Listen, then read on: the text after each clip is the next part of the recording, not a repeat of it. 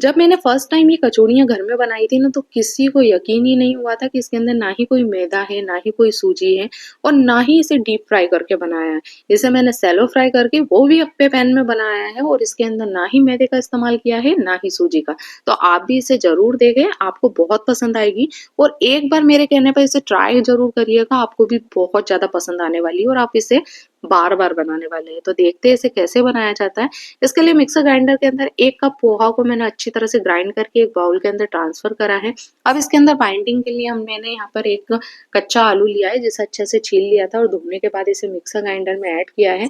अब इसके अंदर थोड़ा-सा पानी ऐड करेंगे, बहुत ज़्यादा पानी ऐड नहीं करना है, सिर्फ़ आधा कप इसके अंदर पानी ऐड करने के बाद इसे ग्राइंड कर लेंगे। बिल्कुल बारीक ग्राइंड करने के बाद जो हमने पोहा को पहले से ग्राइंड करके रखा है, उसके अंदर हमें इसे डालना है। अब इसे डालने के बाद थोड़ा-सा नमक ऐड करेंगे और उसके बाद इन सबको अच्छी तरह से मिक्स करना है। तो यहाँ पर जो हम डो बनाएँगे, वो डो बहुत ज़्यादा सॉफ्ट होना चाहिए, जैसे आप मक्के की रोटी के लिए डो बनाते हैं, ठीक उस तरह से। क्योंकि ये जब 10 मिनट के लिए आप इसको जब रेस्ट के लिए छोड़ेंगे ना, तो ये जितना पानी होगा सब सोख लेगा और पोहा बहुत ही तेज़ी से पानी सोखता है और बहुत जल्दी सूखता है। तो जो इसका डो है ना, वो थोड़ा-सा सॉफ्ट रखिएगा। जब इसको 10 मिनट के लिए छोड़ेंगे, तो ये और ज़्यादा सॉफ्ट हो जाए। अब यहाँ देख रहे हैं, मैं धीरे-धीरे मिक्स करती जा रही हूँ, इसके अंदर थोड़ा-थोड़ा सा पानी ऐड करके मैंने एक डो बनाकर रेडी कर लिया है। इस डो को आपको 10 मिनट के लिए रेस्ट पे छोड़ देना है, आप चाहे तो थोड़ा 15-20 मिनट भी ले सकते हैं इसको रेस्ट पे छोड़ने के लिए, जब तक आपकी मसाले की फिलिंग ना बने। तो यहाँ पर मैंने फिलिंग बनाने के लिए मिक्सर ग्राइंडर के अंदर आधा कप मटर का इस्तेमाल किया है।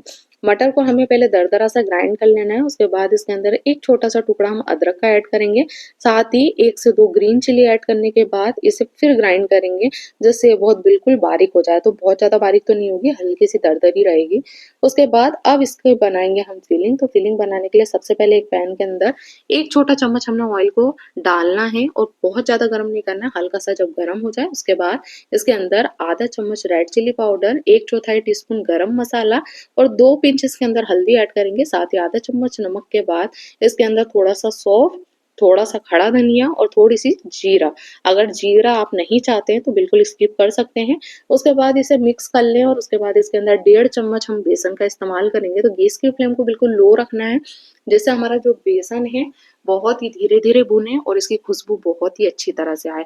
तो जब आपके बेसन को लो फ्लेम के ऊपर आप भूनेंगे तो बहुत अच्छी सोंधी-सी खुशबू आने लगेगी। उसके बाद आपने जो मटर को पहले से ग्राइंड करके रखा था, वो आप इसके अंदर ऐड करिएगा। तो हमारा जो बेसन है आप देख रहे हैं कितनी तरह अच्छी तरह से फूलता जा रहा है। अब इसके अंदर जो मटर को हमने ग्राइंड करके रखा था, वो हम इसको ऐड करेंगे और बिल्कुल लो फ्लेम पे 10 से 12 मिनट के लिए पका लेंगे। तो 10 से 12 मिनट बाद जब आप इसको लो फ्लेम के ऊपर भूनेंगे ना, तो आपकी मटर भी अच्छे से पक जाएगी और बेसन भी अच्छी तरह से इसमें मिक्स हो जाएगा। तो हाथ बिल्कुल भी बंद नहीं करना है, क्योंकि बहुत ही फटाफट जो है तली में चिपकने लगता है।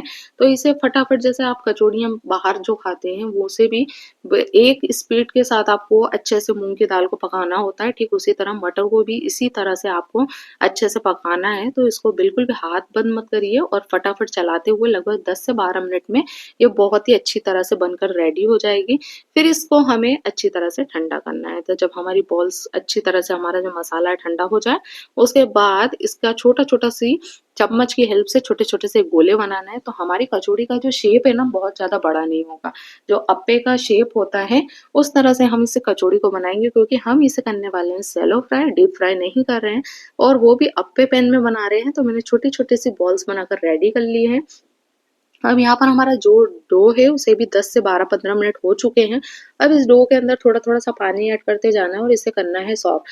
जब तक ये रोटी का आटा जैसा नहीं हो जाता, जब तक इसमें पानी डालते रहिए और इसे सॉफ्ट करते रहिए। इसके अंदर ना ही कोई ऑयल का इस्तेमाल करना है, ना ही घी का इस्तेमाल करेंगे। बस इसके अंदर पानी ऐड करते जाएँगे और एक सॉफ्ट सा डो बना लेंगे।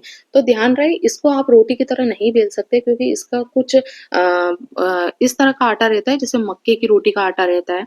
आप उस मक्के की रोटी को बिल्कुल रोटियों को बेल के नहीं बना सकते, ठीक इस तरह से इसको नहीं बना सकते। तो इसकी छोटी-छोटी सी गोले बनाने के बाद आपको पॉलीथीन का इस्तेमाल करना है। पॉलीथीन के बीच में उसे रखने के बाद किसी भी बर्तन से आपको प्रेस करना है, तो ये ठीक इस तरह से दिखाई देने लगेगी। उसके बाद जो आपने मटर की गोली बना के रखी थी, वो इसके बीच में आपको रखना है। उसके बाद चारों तरफ से ठीक इस तरह से मोड़ते हुए इसे सील कर लेना है। तो सील करने के बाद इसकी जो पॉलीथीन है, उसको आप इस तरह से मोड़ें जिस तरह से मोदक का शेप होता है। तो ये क्या होगा, अपने आप में आपस में बाइंडिंग हो जाएगी, जिससे आपका जो मसाला है, आप इसको जब फ्राई करेंगे ना तो ये बिल्कुल भी बाहर नहीं निकलेगा। तो ठीक इस तरह से आपको बाकी की कचौड़ियाँ भी बनाकर रेडी कर लेनी है। आप देख रहे हैं इसका शेप कितना बढ़िया तरीके से दिख रहा है। बस अब इस तरह से बाकी की आपको कचौड़ियाँ बनाकर रेडी कर लेनी है। तो आपको अगर एक बार में समझ में नहीं आया तो आप दूसरी बार भी अच्छी तरह से देखें। पॉलीथीन की हेल्प से प्रेस करके इस तरह से बनाएँ, उसके बाद इसके अंदर गोली रखने के बाद चारों तरफ से इसको एक तरफ लाके सील कर लें और पॉलीथीन को ठीक इस तरह से घुमाएँ।